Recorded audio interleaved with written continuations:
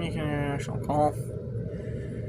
Actually, well, I don't know if Powell's, basically, we'll see how sure Powell's getting a massage. I don't know if it shows his butt, and I don't know if he's, like, naked or anything, so, okay, I don't know if Powell's nude. Now, here's where, you see, Bryce, cuts back to Bryce.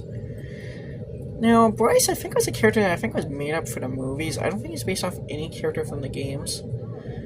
Now, no idea after this movie, he never started another video game adaptation afterwards. And, however, I believe he did work with Simon West again in another film. Now, Simon West, he's actually everyone tends to forget he's actually a British filmmaker.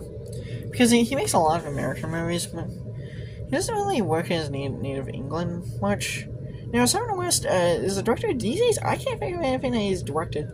Honestly, he hasn't. The last Noble movie I remember that he directed was The Expendables 2.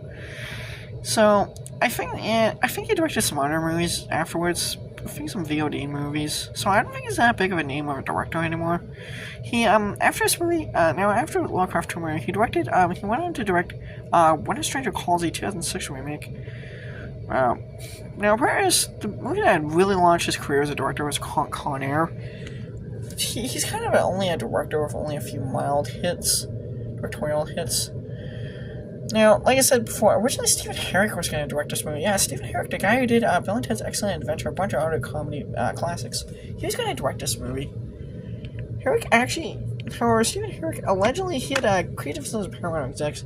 Allegedly, he wanted a more funnier, he wanted a script more. Apparently, he actually wanted to make a script movie that could actually be made for $100+ million budget, whereas Paramount wanted a budget more lower than that.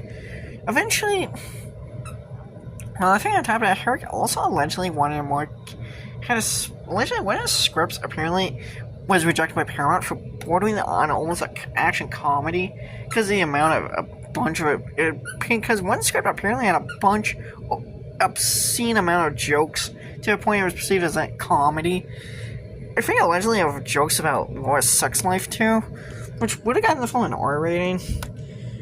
Yeah, apparently one of the jokes allegedly, I think made a joke about people masturbating to Laura because of how hot she was. And I think Paramount rejected that because it was just thought to be too inappropriate for a teenage. Because it was thought to be only poking jabs at teenage fans, teenage male fanboys. So, yeah, Laura. Here's where it cuts to her next stop, which is Venice, Italy.